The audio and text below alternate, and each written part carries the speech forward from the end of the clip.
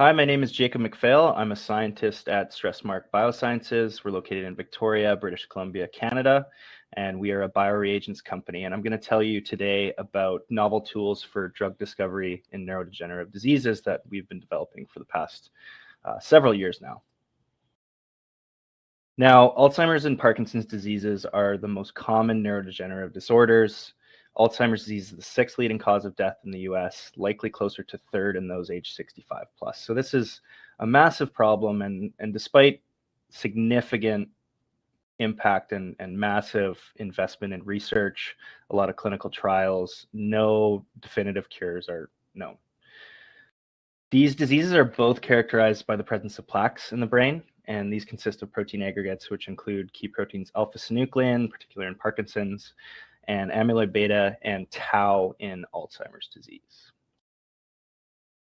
Now, alpha-synuclein, tau, and amyloid beta share a common pathological mechanism, whereas these relatively disordered monomers form these toxic oligomers and these really hydrophobic fibrils that deposit in these plaques in the brains of these patients. And here at StressMarq, our goal is to produce active pathology-inducing aggregates, such as these oligomers and fibrils, in vitro for use as reagents for disease model development to really accelerate Alzheimer's disease, Parkinson's disease drug discovery.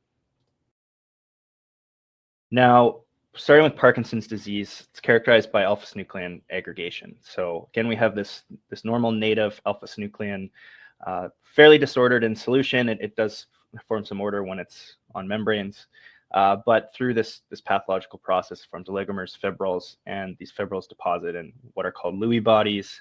And there's also significant evidence for transmission between different sort of infected, deposited plaque neurons to one another. And an important part of this is the presence of this phosphorylated serine 129 on these fibrils. So as these are deposited, they become more and more phosphorylated at this 129 position of alpha-synuclein, and that's actually a hallmark in Lewy body aggregates for Parkinson's disease. And it's going to be important because it's a way we demonstrate pathology within these disease models from some of our recombinant materials we use to induce Parkinson's-like disease. So we've generated several types of alpha-synuclein preformed fibrils in vitro. So here you can see the fairly pure protein on the left and these fibrils we've generated under TEM in the middle panel. And we can actually track the formation of these fibrils in vitro doing a THT binding assay. So as this THT molecule binds to these more hydrophobic amyloid fibrils, it actually shifts its fluorescent spectra. And basically, as you get more and more fibrils forming, you get more and more THT binding, and you get an increase in fluorescent signal. Now, it's important to note these reagents, we've expressed this alpha-synuclein in E. coli and then fibrillized it in a test tube, basically. So there's no phosphorylation present because E. coli can't post-translationally modify these with phosphorylation. So going into the experiments, there's none of that phosphoserine 129, and that'll be something we're looking for to represent a Parkinson's disease model. And we've been able to do this preformed fibril in both human, mouse, and rat variants of alpha-synuclein, and all of them seed monomers into fibrils in vitro. So in the first model here, we have these alpha-synuclein preformed fibrils on neuroblastoma cells. So these were initially isolated from a cancer, and they're commonly used to study neurodegenerative diseases. They're neuron-like cells. And what you'll notice, especially in the middle two panels here, at time zero, our phosphoserine 129, it appears to be a bit of a signal. So this is using antibodies staining these fixed cells at time zero here. And you'll see there's a little bit of phosphoserine 129 signal. That's actually just, we've run some controls, and that's just due to the binding of our secondary antibody, which is the fluorescent one, to the ER region. So that signal really is not there. After 3 hours, you can see a robust increase in this phosphoserine 129 signal. So that has to be occurring within these cells, as the fibrils we're adding don't have a phosphorylated serine 129. So we're inducing that pathological aspect of the disease. Here are 2F11 antibody, so that's an antibody we have that's anti-aggregate, so it will bind to these fibrils. You'll notice that also has a robust response, even within 3 hours after addition of these PFFs to these neuroblastoma cells, we see a massive increase in aggregates. So we're both recreating the phosphoserine 129 pathology and inducing aggregation of the endogenous fibrils here within 3 hours. So very quick, robust model of Parkinson's disease in cell culture. Now, we also wanted to demonstrate the actual transfer of these preformed fibrils between different neurons. And the experiment we designed here was a fluorescently labeled, so this BF555 fluorescent tag on these preformed fibrils. We incubated them with GFP expressing neuroblastoma cells. So they've been differentiated for 8 days. They're glowing green, they're expressing GFP, and we're adding the fibrils to them. After 48 hours of incubation of these, we then wash away the free fibril and then trypsinize these. So any floating around free fibril is going to be gone. It's only going to be the internalized fibrils remaining in these neuroblastoma cells. And then these are added onto 8-day differentiated iPSCs. So these are differentiated to form neurons. These are human iPSCs. And we're going to be looking at purple color here for tubulin. And essentially what we see here in this image is after 14 days, this sort of co-culture is imaged. And what you'll see in green, these are the GFP expressing neuroblastoma cells. You'll see some red in there that is the actual tagged fibrils.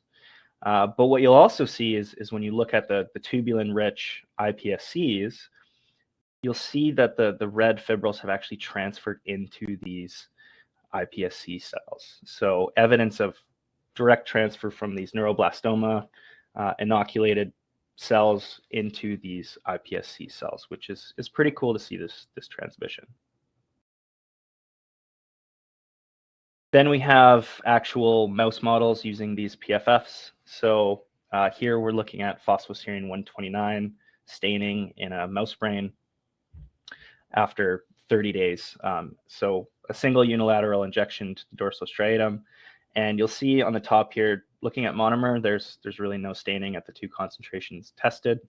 When you look at the preformed fibrils at both concentrations, you will see that darker staining, and especially at the higher 5 microgram injection, you actually see it transmitting to the other hemisphere of the brain, which is pretty exciting. So these PFFs have proven functionality in generating Parkinson's disease models, both in neuroblastoma cells and iPSCs, as well as actual mouse models. And just a reminder, so that's the PFF side of life. The oligomer species, there's evidence out there that this is actually the more toxic species, and this is what should be targeted therapeutically. So we also want to be able to recreate those. And for a-Synuclein, we've been able to generate these kinetically stable oligomers in vitro. So you can see here on the left panel, this is a native gel. Normally, a-Synuclein on native gel runs between 75 and 50 kilodaltons, and you'll see it runs above 250 kilodaltons there. In the middle, we have an SEC trace, and we've actually been able to freeze thaw these and incubate them for 37 degrees for up to 14 days we've tested, and they don't actually lose their oligomeric structure. So you can see that there's a small amount of monomer within the prep, but the majority of it is oligomer and stays oligomer and elutes the size we would expect of an oligomer. And on the right, that is, so these globular structures rather than these longer fibrillar forms for oligomers. And the important thing to note here is these are generated in a native state, so there's no inducer inhibitor, there's no dopamine, there's no other materials added to force them into this. It's just them alone in an oligomeric state.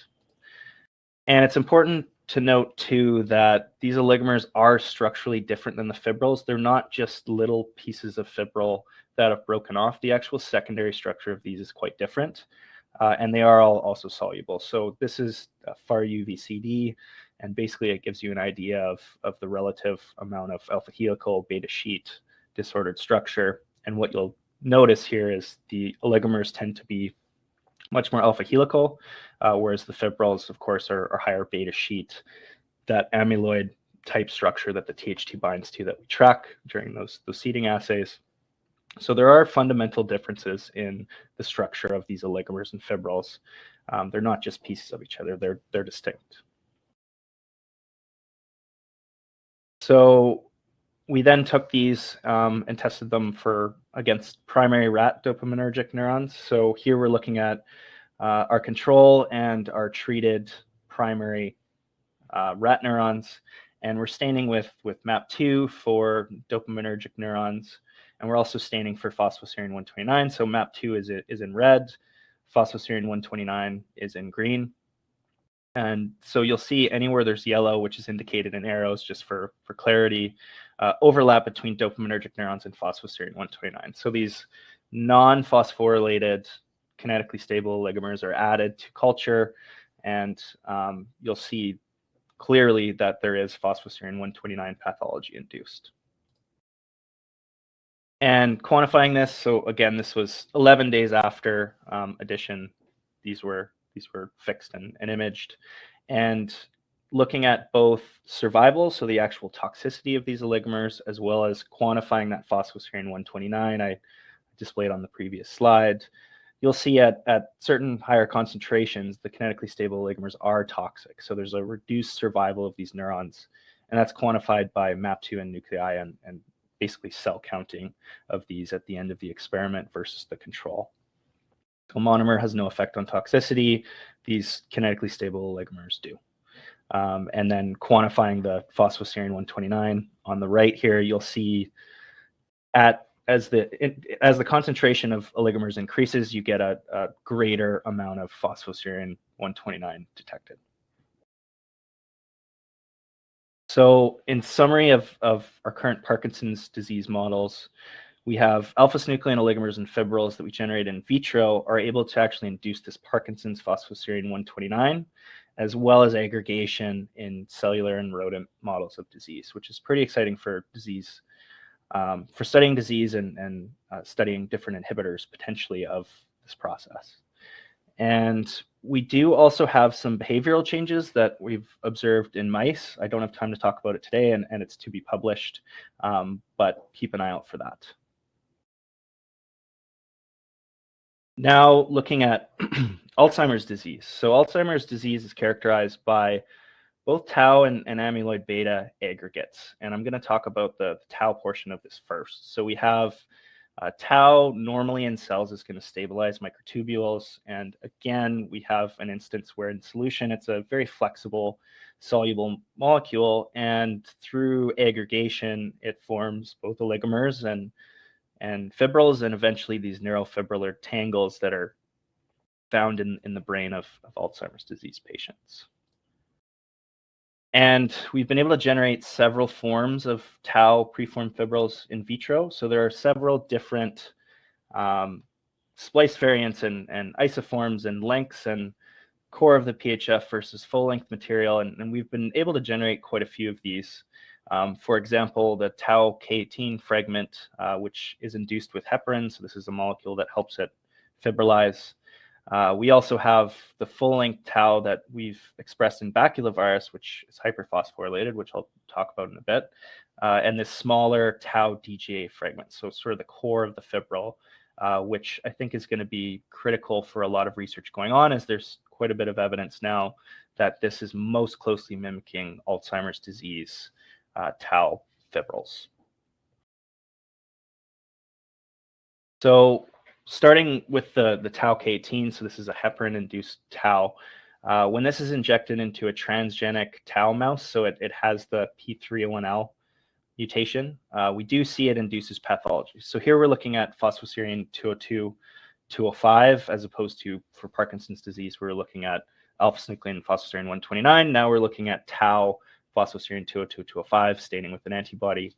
And we see 9 weeks after injection, we do get robust pathology, this 202, 205. Again, this is not phosphorylated going in. It's actually inducing this physiological, pathological process of increasing this phosphorylation, which is present in these neurofibrillar tangles. And again, always trying to work towards the most relevant disease model, the thing that most closely mimics human disease. And in human disease, when those tau molecules come off of microtubules, they eventually become hyperphosphorylated, and that's one of the drivers of sort of this oligomerization, fibrillization. And so we wanted to generate hyperphosphorylated tau, and we were able to do this, and it actually fibrillizes on its own without the addition of heparin. So that's removing another variable from the experiment, and hopefully getting closer towards what is really happening in a human brain to recreate in a disease model. So over 30 sites on this tau expressed in baculovirus SF9. So for those of you who don't know, the baculovirus SF9 system is an insect cell system. So it's a eukaryotic system, which allows us to produce proteins with post-translational modifications. And this hyperphosphorylation allows it to fibrilize on its own without the addition of heparin. Then looking at this tau DGAE fragment, so this will actually form fibrils on its own. It's expressed in E. coli, so it doesn't have the hyperphosphorylation. That's something we're also working on. But in our hands, this actually most closely mimics AD isolated PHFs. So there's some literature that's come out recently that's actually looked at the cryo-EM structures of these things and come to a similar conclusion with this DGA fragment that it actually most closely looks like these paired helical filaments that are isolated from actual Alzheimer's disease patient brains. And in our hands here, we have, compared to the AD isolated PHFs against primary mouse hippocampal neurons after 7 days. So these are treated, and then they are fixed with HTTA, which removes all soluble tau species. And then basically the T49 antibody, which is a mouse-specific tau antibody. So this isn't going to recognize this human DGAE fragment we've added. It will only recognize the mouse material that is not soluble, that's deposited. Because of the fixation method, it removes anything that's soluble. And what you'll see here, and that's quantified on the left, on the right here, T49 in yellow, you'll see that there are actually endogenous mouse tau aggregates induced by the addition of these human DGA PFFs. And you can see it quantified there on the left compared to the Alzheimer's disease isolated material, which also induces a similar effect. And compared to some of the other fibrils and the heparin-induced ones, we didn't see that effect. So we feel like we're on the right track to developing the most disease-like preformed fibril here. Now looking at the other side, so the amyloid beta side of things. So you'll see essentially this amyloid beta peptide is normally in this large transmembrane protein. The peptide ends up being cleaved off, and then it aggregates into oligomers and fibrils and deposits in these amyloid plaques. And we've been able to generate from a synthetic peptide in the lab both oligomers and fibrils of this amyloid beta 1 to 42 peptide. So here's the TEM. From left to right, we have monomers, so there's not much material visible there.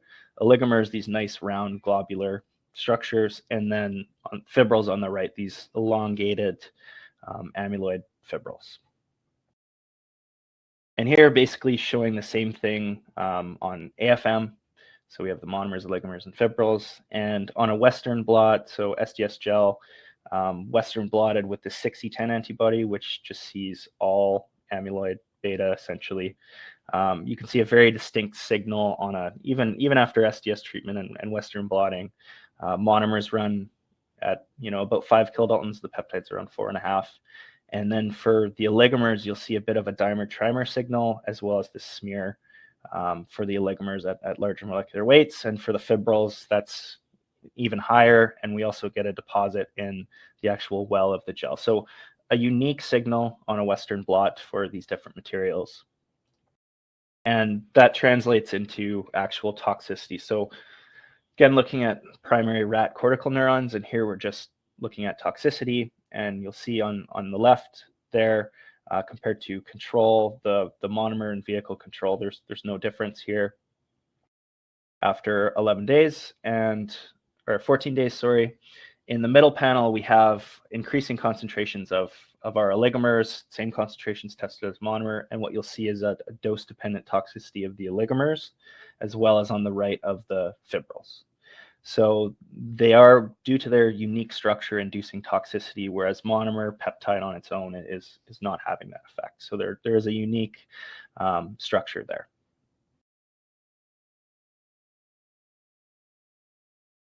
And so interestingly, more recently, beyond amyloid beta 1 to 42 peptide, which has had a lot of clinical development, a lot of failed clinical development, there is this pyroglutamate 3 amyloid beta. So essentially what happens here, and you can see a schematic on the right, is the normal A beta 1 to 42 peptide is truncated by proteases, and then it's modified by this glutaminyl cyclase, which basically cuts off the first two amino acids are cut off, and then the third glutamate is cyclized, and this increases its hydrophobicity and neurotoxicity.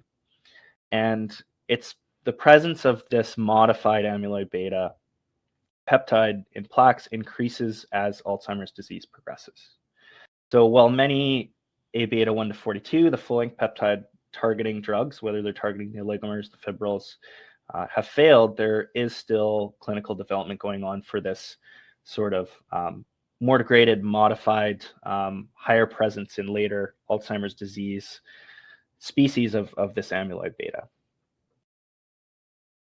And recently, we've been able to generate fibrils, again, from a synthetic peptide. So this pyroglutamate 3, amyloid beta 3 to 42 peptide. Again, on the left, a unique fibril signal compared to monomers. So we get that sort of deposit in the well of the gel. And then here we have, on the right, TEM and AFM images of these nice long fibrils. Interestingly, these do seem to aggregate and form these fibrils more rapidly than the unmodified amyloid beta 1 to 42 in our hands. And no data yet today, but we do have toxicity comparisons underway for both the 1 to 42 versus the pyroglutamate 3 A beta. So in summary of our Alzheimer's disease models, tau fibrils generated in vitro do induce Alzheimer's phosphoserine 202-205 pathology in transgenic mice, although some of these novel heparin-free fibrils may better mimic disease. So the baculovirus expressed full-length tau with the hyperphosphorylation that aggregates on its own, as well as this DGAE fragment that appears to more closely mimic the pathology of an Alzheimer's patient-isolated paired helical filament. And amyloid beta oligomers and fibrils do exhibit dose-dependent toxicity in primary neurons, although some of the clinical failures of that target have led us to develop and pharma to target these pyro A beta 3 to 42 constructs, which we're excited to see what the toxicity looks like for these.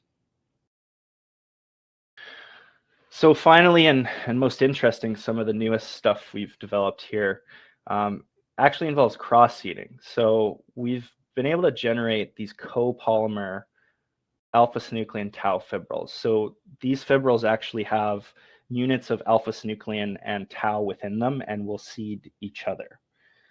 So here, and this is immuno-TEM, and what we've labeled are a gold conjugated anti-alpha-synuclein, so 6 nanometers. That's the smaller units, smaller black dots on the image here, and then an anti-tau 12 nanometer conjugated antibody. So those are the larger black circles, and you can see within the same strand you have both of these individual units, and this has been done before. So this was first demonstrated back in 2003. And literature has suggested that this cross-seeding is occurring possibly within amyloid inclusions. So very interesting to see where this cross-seeding concept goes for Parkinson's and Alzheimer's therapeutic development as we understand these things more and more. So future directions, we want to demonstrate behavioral deficits in mice for both the Parkinson's and Alzheimer's disease models. And we do have for Parkinson's mouse model some behavioral deficits, which will be published hopefully soon. We are currently looking at these recombinant aggregates in microglia. So how are PFFs being taken up by microglia, processed by microglia, and possibly how are they toxic to microglia, or basically what happens after that. So looking beyond just neurons.